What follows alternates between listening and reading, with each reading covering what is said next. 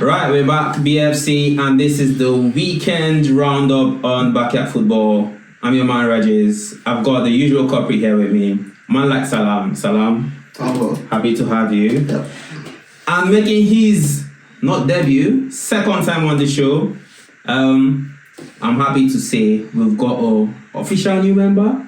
Absolutely. Mr. Bill Barrett, the one they call the social commentator. Check him out on his social platforms. We'll try to put it on there. Bill Barrett is a Spurs fan. We're happy to have you, Bill. Happy to be Welcome. here. Do you know what, Bill? I've always wanted to ask. Before we go on, how did you become a Spurs fan? How do I become a sports fan? I became a sports fan, Reg, at the age of 44. I was playing veterans football on a Sunday night, and I was absolutely useless at it. Okay. I mean, like, to support Spurs, like Tottenham. Oh, how did I become a... Yeah, why are you supporting Spurs, man? Why did I support Spurs? It just happened when I was a boy. So I'm 48, okay? Back in the day, they had a goalkeeper called Ray Clements, and he was my idol. Absolute idol. English top man. Top man. And from that moment on, I just fell in love with Tottenham Hotspur. Then Glenn Hoddle, then Gary Lineker, then Paul Gascoigne. I mean, these are legends of the game. Absolute English legends of the game. I see Tottenham fans and I'm like, man, I feel for you guys. Salam, I'll throw that question to you. Why are you an Arsenal fan? How? Well, mine's relatively easy. As a young man growing in Nigeria, we used to have the European football back in the days. Then at some point we start watching a whole lot of Premier League. Of course, the Ian Wrights. In fact, it's funny for me because I particularly started supporting Arsenal when we lost that Nassim goal in the final Cup Winners' Cup. Then it's funny because I felt Arsenal really played well. I really liked us, and when they lost in that, that manner with that lob from the midfield, it's just like a pity and all of that. Then, the Arsene Wenger era, then Thierry Henry came, and what finally sealed it for me and most Nigeria was when Kano and Cole came. It was complete different, and fell in love. Yeah, not looking back. Short story. Arsene Wenger made me fall in love with Arsenal, and that's short. Anyways, that's awful. We're just going to do a quick why we love these football clubs we love. But let's get into it. The weekend fixtures, I know there is one game still left. That's a Fulham Brentford game still to go. But we're going to do it time from now. Yeah, we're going to do a quick roundup of the weekend. Not very good for the Arsenal. Very good weekend from a Spurs perspective. Man City fans, I think that's the only one of the things that Arsenal will look and say, thank God for Man City. They did us a good one this weekend. So yeah, Salaam. Newcastle Arsenal at St James Park. That was a 12:30 kickoff on Saturday. Yeah. We had high hopes. There was no way we were going to go to St James Park and lose, considering we're already 5 points off the pace, or was it 4 points off the top of the table, or whatever it was. And now that gap has seemed to extend. Now we are 7 points behind the leaders, Liverpool. A lot of people say our season is done, which personally I do not think so. What did you make of that game? Well, it was as I expected. As I said, I knew Newcastle were going to be physical and were going to be very well organized, and which was what they did, and they stopped us completely from making any sense out of the game. They stopped us from playing our game, and kudos to their manager and the boys for playing quite well. We're not able to move from gear one, and it looks like it's relatively easy to shut Arsenal down now. Once you make Saka inactive, there's no more creativity, in the score. We're not peppering teams, we're not creating chances and all of that. And it was so obvious, and we couldn't move on to say 20 minutes to the end of the game. And even those half chances were so tame at the end of it. Kudos to Newcastle. I think they had a very good game plan and they worked it to a T. So, about title, even if we're flying, as I always maintain, it's too early to start ranting all about title. However, the thing is, when you watch us play, we don't look convincing like we did last season or the season before. You understand? And you cannot convince me that just because we don't have Odegaard is about the only man That's missing. That's missing in that creative aspect of the game. You cannot convince that just because one man is absent, then we become this rigid.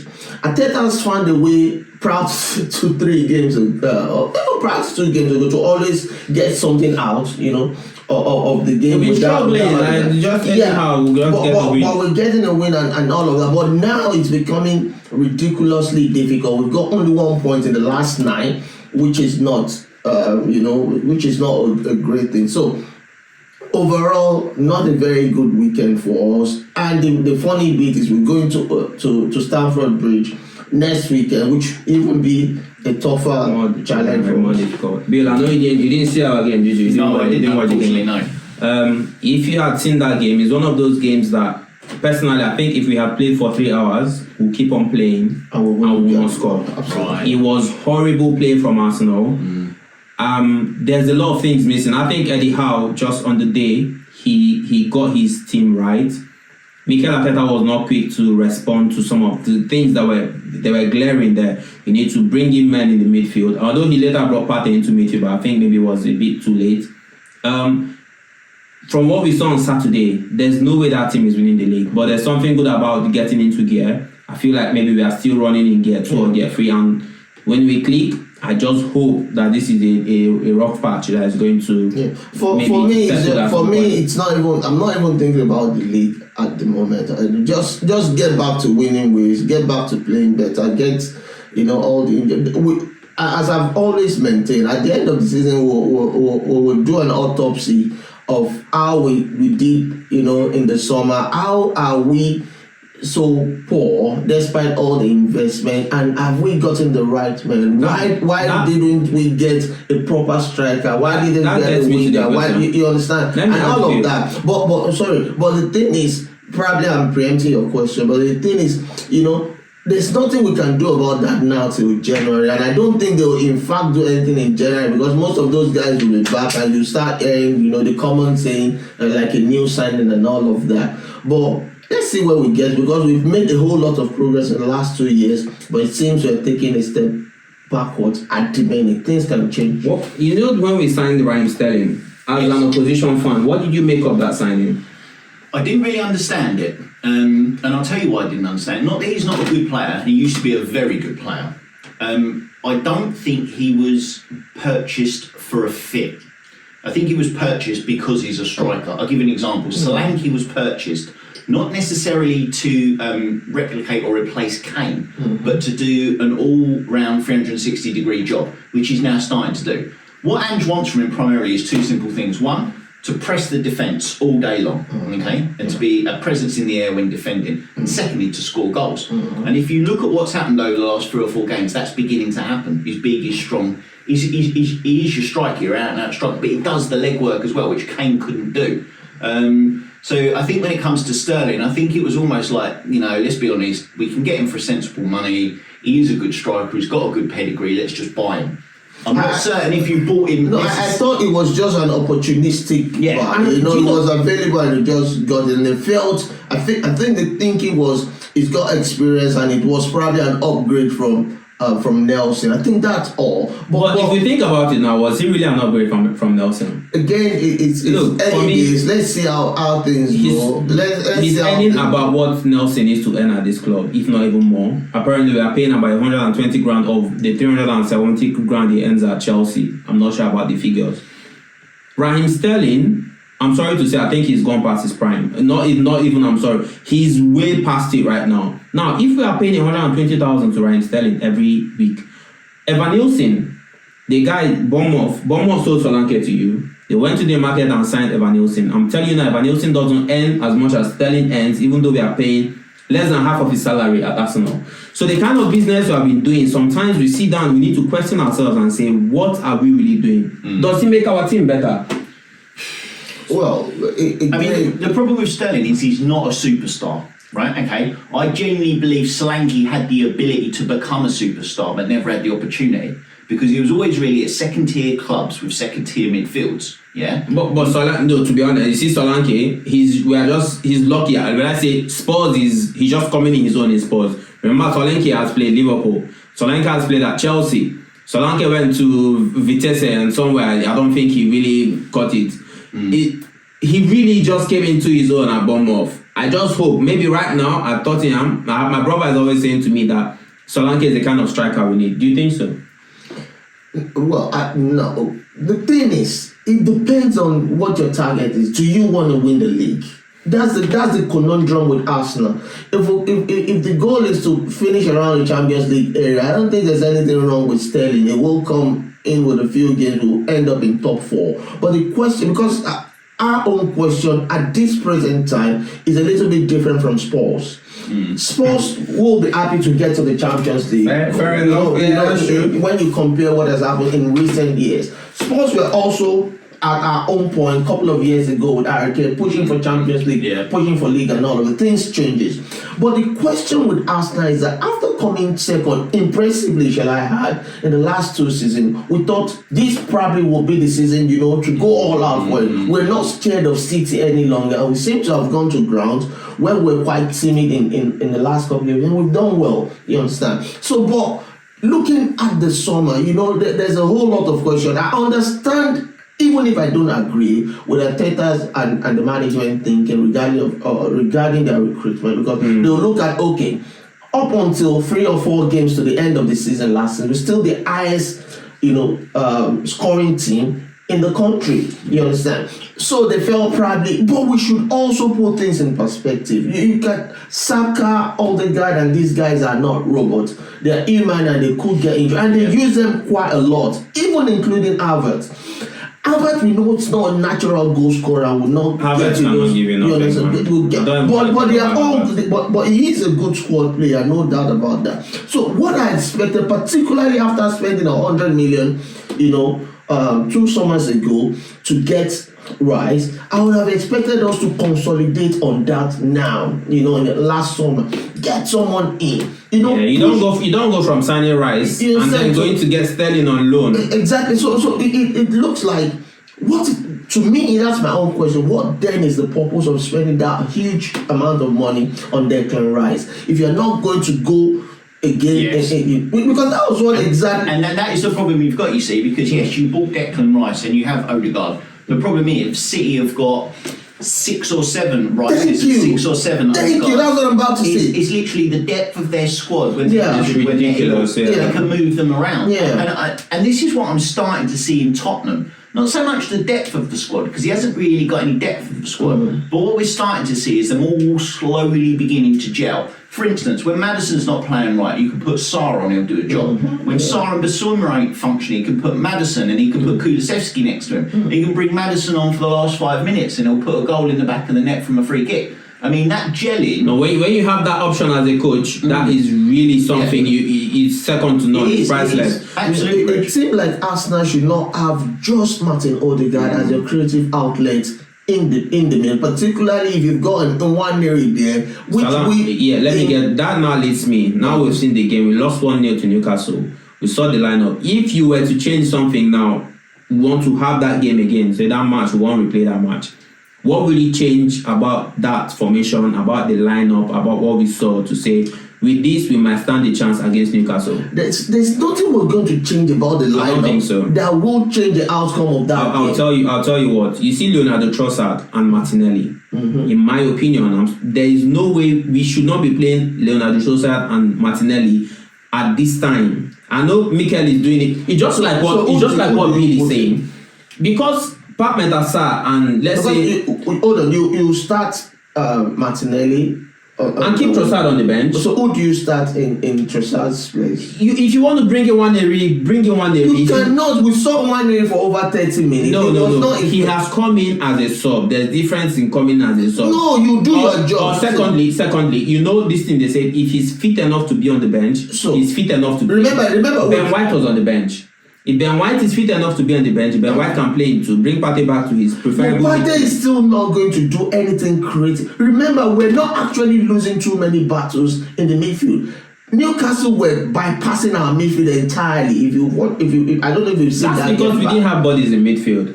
No, there's nothing. Bodies won't fly to the sky. They were bypassing that midfield entirely. You understand? It wasn't like there was a very tough battle in the midfield that we were losing. The only thing you will say is that we are losing creativity in the midfield, because aside from the flank, particularly Saka, we're not creating anything else. Let's talk about. That's where Odegaard impact comes in. So the next argument is, can Nwaneri do that job? Possibly, but am I going to saddle a 17-year-old with that kind of let's say not Nwaneri. Havertz can come into that role, because we know that Havertz is a defensive striker in the first instance.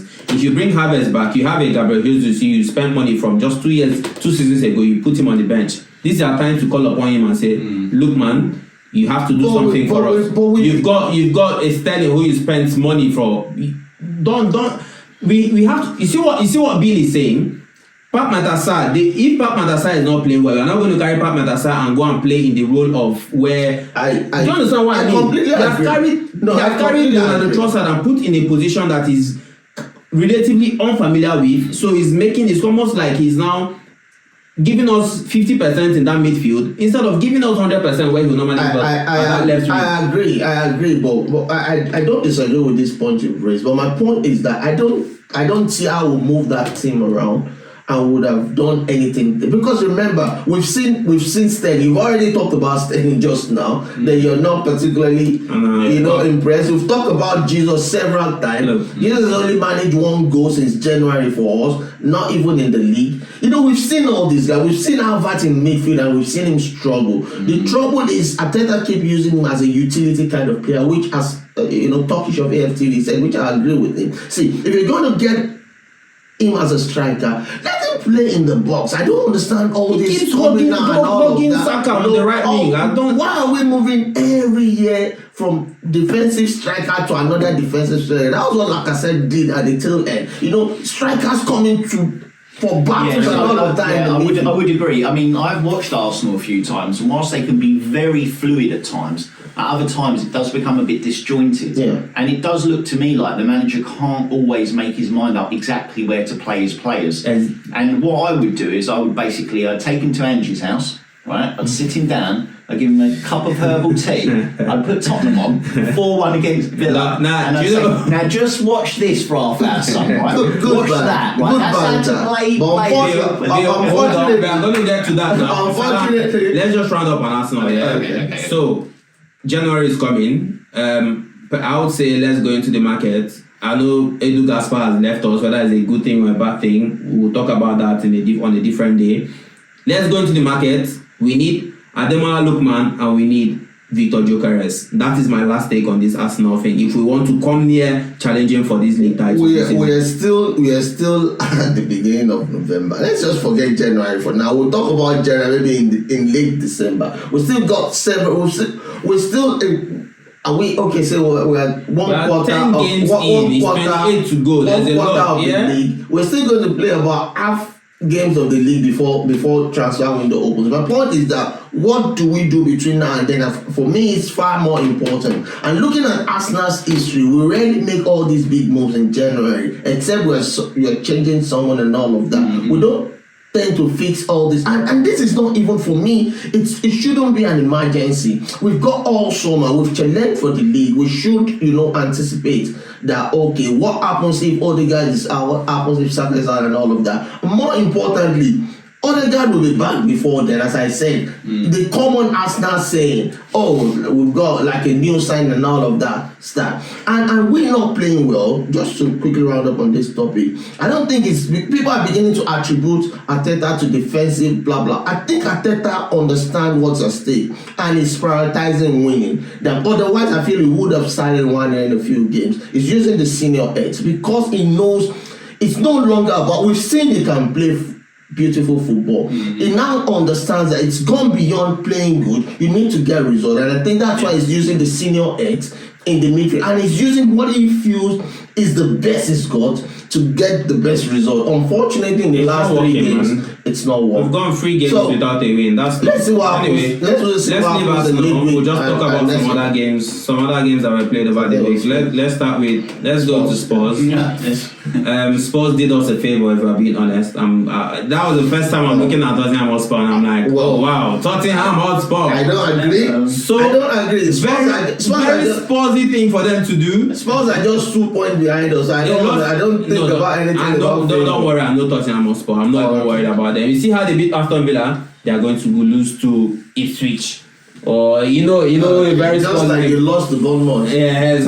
So let's go. Let's see. I was watching the game. I saw the early parts of that game. Aston Villa scored first, and in my head I'm like, oh no, not again. And something happened. I don't know when the switch flicked. I don't know what happened because I didn't see the game to the end. But it was interesting because I watched the interview with Ange Postecoglou at the end, and he turned around and they said, "Well, what did you do at half time to turn things around?" And he said, "Didn't do anything, mate. I just told him to go out there and keep playing."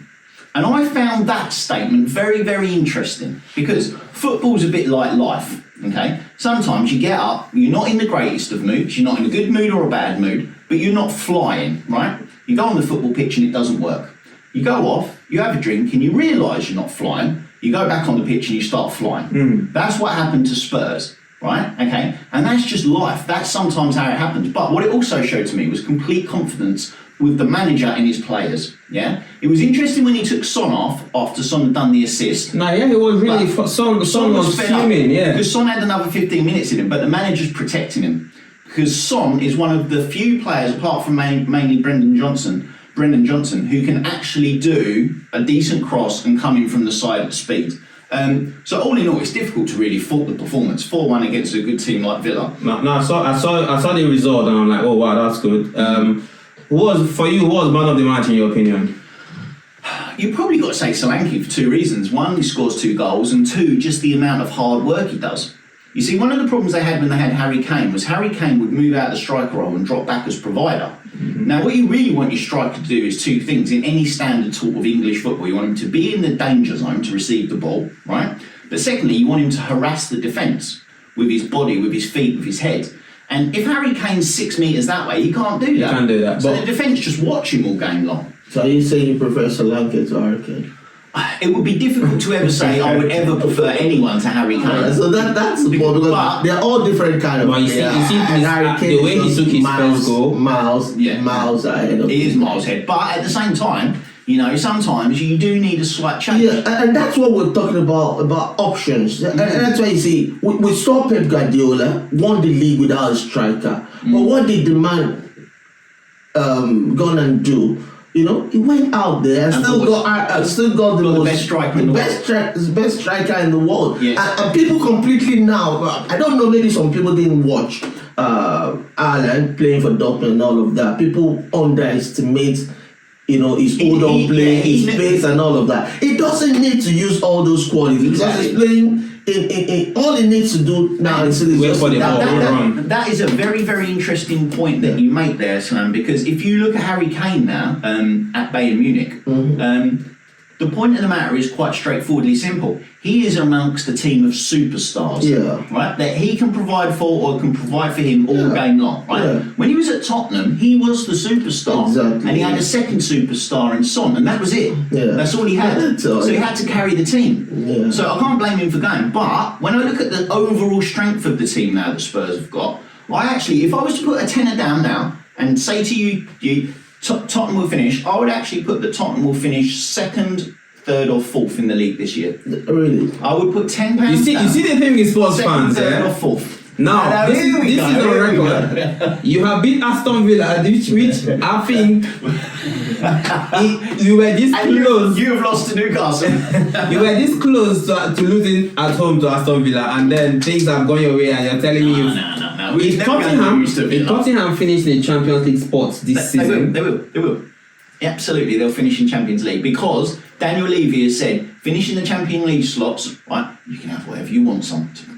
That's what he said. Well, what I feel at this present time, my opinion is, I think there are 2 things that almost guarantee the Champions League spot.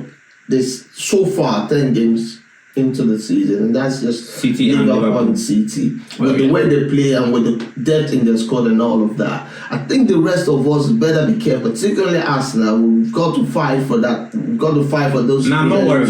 Do you know what? I'm not worried. I am worried. The reason is I think we're still going to make the top 4, but I'm not. It's not like last season or that you're not thinking about that. You focus on bigger things. The reason why I'm worried is that even when Odegaard comes, as I said, it's just only Odegaard that's out at the minute. That's a big player that would impact the team directly. You understand? And when Odegaard comes, I don't expect him to start firing immediately. He'll need a couple of weeks to get bed into things. And we're playing Chelsea next. You understand? Chelsea have got issues at the back, but otherwise they are quite decent team now under Maresca. And there's no easy game in the Premier League, as we know. No. Manchester United will be coming in the first or second week or so of December. You know, these are all clocks that if you're not careful, if you don't show superiority and class, you just get dragged into the whole thing. So I wouldn't rule anyone out around that, you know, area. And if you're not, because let's be honest,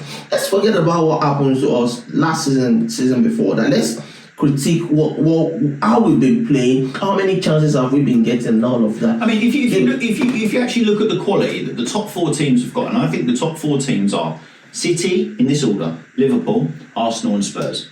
Right? I think if you put any of the teams under those 4 up against Tottenham Hotspur, as long as Tottenham Hotspur are on their game, right, they'll do what they did to Villa, and if they're really on their game, they'll murder them. I think. And you know what? You did it without Van der Ven. I was really surprised. If you've ever noticed that Romero, when he doesn't have Van der Ven there, he's a lot more edgy. He does a lot more flying tackles. But when he's got Van der Ven there, and he knows he's got that insurance speed, he calms down. Because what happens is, when Van der Ven's there, Romero knows all he's got to do is just occupy that pocket and control it. That someone with pace is always going to run. Someone is there. When he's got Ben Davies on his left, he's like, oh my God, what do I do? So when the player's going past him, he's right. They had Dragusin last against Aston Villa, isn't it? And Dragusin played well, but he's not Van der Ven. Anyway, he's not as good a player. Let's just have a quick look at some of the games over the weekend. Nottingham Forest 3, West Ham 0. That was, I think, Nunes Espirito Santo is flying. Currently sitting 3rd on the table. Brilliant stuff. Southampton 1, Everton 0. Happy for him too. Happy again for Russell. What's his name? Is it Martin Russell, the Southampton manager? They really needed a win. I think that's first win in 10 games. So Wolves to Crystal Palace. And happy for O'Neill was. I think that one was. I want him to get his win because he's now on the brink now. You know, to get start. Yeah. If you know, it's Premier League is very harsh. If you don't get it, I think it's a. But fair to him, he's had very difficult, very exactly. But the trouble is when you start playing Palace and people around you, the pressure is a bit higher, and they want you to get the result. And if you don't, you might get the shot. Yeah. And then Man U won, Chelsea won. Well, I watched only the last 20 minutes of that game. Will you say? Well, people, was it anticlimactic? I watched only the last 20 minutes, which was the interesting bit as I heard. I heard the previous or the preceding 70 minutes was dry. A bit rubbish. I think it was a good result for the neutral. Let Chelsea remain below us. Well, Liverpool definitely, and probably Spurs were the winners of the week. Yeah, Liverpool, Brighton won. Big win for Liverpool coming from behind in that one. Because every other team seems to have. Mo Salah still showing why he is. You know, it's unfortunate that people always choose to disrespect him. That guy, Liverpool. I think right now, I know everybody will say Gerrard, Steven. I think that guy in Premier League era, what he has done for Liverpool, if we are being honest, he surpasses now what Gerrard has done for Liverpool. No, yes. Well, strong argument. Strong argument for number 6 or number 7 right now in all time, or 8. I'm already saying 7 because he's going to beat Henry. He needs 12 goals or whatever to have 175 goals in this league. And people are still saying, when Simon, or what's his name, said those funny things, last week. And in fact, last season, Mo Salah was it 38 or... No. Salah is different. If Bukayo Saka or any other winger in this league... The best Bukayo Saka's season start still not up to the worst Salah in recent times. So Salah is different. Salah is different. And that's why when people bring this argument of best African player, in EPL, they said Drogba and all of that. Completely deserved. Easily. And look at was very good. Yeah. But it was very good for a relatively short period of time. Yeah. I'm looking at about 4 years. Drogba is just a big game player. He gets to go in Champions League, Cup final, but in Premier League proper. He only 2018 or 2018 till now, he has been racking up. And the funny thing, in the last 2 games particularly, it does not need to be on the pace all the time. If you sleep on him as a fullback for a minute, he'll punish you. That's class. That's class. He's one of those players I would have loved to have seen play with Messi at Barcelona when Messi was at his pomp. Because I think the distribution Messi would have given him and the goals he would have scored would be endless. He plays like, I don't know, it would have been difficult because you want to play where Messi is playing as well. When you play with Messi, don't worry, you get anything. Yeah. And the last game, that was Ipswich Town Leicester, that one ended as a draw as well. So, all in all, Nottingham Forest currently sitting third on the table. I think Unona Espirito Santo, this is what he done in his first spell at Wolves. Went to Tottenham Hotspur, didn't work for him. So right now, whatever he does, brother, just stay where you are. Remain at Nottingham Forest. I know very soon the big clubs will come knocking, and then you go there, it goes left again, and you find yourself struggling. But anyways, nice win for Tottenham. I think doing the 4-1 over Unai Emery. And also, no one saw that one coming. Building on the back of the EFL win, okay? You beat Man City and Aston Villa in the same week. Let's not forget that. So the players are tired. They've played midweek, okay? Apart from Son, I don't think played in the EFL Cup.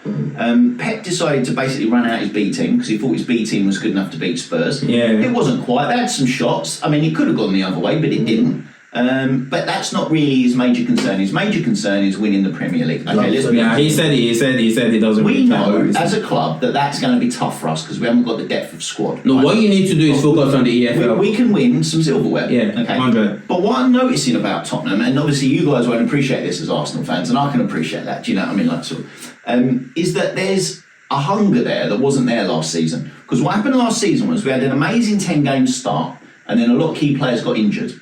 Okay. And the whole mentality of the team Tottenham fell off properly. But now what happens is we lose 1-0 to Crystal Palace, right? And everyone's miffed, everyone's raging, right? So we come out and we beat Man City in the EFL Cup, right?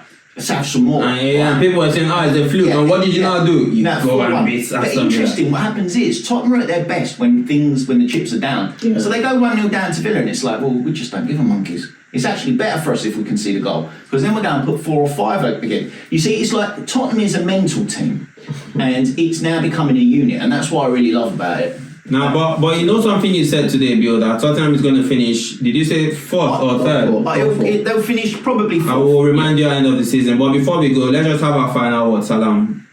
Well, it has not been, it's been a not pleasant couple of weeks for us as Arsenal fans. 1 point in 9. We're going to Stamford Bridge next weekend. We need to do a job there, and we've got Champions League sandwich in between that. Also away in Milan. So looking forward to it. Hopefully we can turn things around fairly quickly. And just one final thing. I genuinely believe that Tottenham could win the Europa Cup. I genuinely believe that. I've looked at the lineup, the opposition clubs that are up against them. There is nothing in that league better than Aston Villa. Nothing. Okay? But so you mean the Europa League? So Tottenham, who are they in the Europa League? Because we finished 5th. Yeah. Basically. I know the thing in Europe is it's a bit trickier than that. Of course, most of the English team will always have. Nothing they'll go in Europa League. I think Tottenham is going to progress. Always chance to go that far. But when you get to the finals, you start playing the Spanish team. It becomes a bit tricky. Anyways, for me, I just think there's work to do for Mikel Arteta right now. Thank God there's no Edu Gaspar. We need to make key signings in January, and that is my real take. I think something has to change. The way we are playing is not good enough. I don't think it's only the lack of Odegaard. Something else is amiss, and I think it is our striking positions. Kai Havertz, I will repeat, is not the guy that will win the league title. I'm sorry, I've seen it. I don't think Kai Havertz is not the level of Carlos Vela. as a striker. Do you remember Carlos Vela? Okay, Eduardo. Let me go Eduardo. He's not the level of Eduardo. He won't win you the league title. I'm sorry. But the truth is, I understand what you say, but the truth is it's not Havertz's fault. If we're going to be fair, most of us were. As a sports player, I love Kai Havertz. Most of us were not impressed with Havertz at the beginning of last season, but he worked his way into the team, worked pretty hard, and got his goal. Now, if the management, and particularly I'll call Arteta out on this one, if he decided to stick with just him, that's on you. He's still doing his bit. He's scored 6 goals or so this season. In all the round, of course, it's not a particularly impressive weekend. We forgot to mention that we did pretty well against Preston, and Nwaneri was again gave us a very brilliant show in the midweek. So that's a positive. But I wouldn't put all the blame on Havertz. No, this is not me blaming Havertz or calling him out. I'm just saying, if we are a club as serious about winning the league, absolutely, as a club, you want to win the league. I'm sorry, it's not Kai Havertz. I totally agree with that. So we'll see midweek. We'll go to Milan. Let's see what Inter does to us. I just feel I see another draw, and then go to Chelsea. I'm confident about that one. Guys, I thank you so much if you listen so far. I've been Regis. This is Bill, Salaam. Bill will be here every Monday. We'll be here. We'll be doing our weekend roundup. We hope to get better. We'll get even more interested in these things. We'll do different stuff every now and then. I will be here when Tottenham will lose, and you'll come here and tell me how Tottenham will finish fourth in the table. Can't wait for the next lot. We'll see you on the next one, guys. Peace out.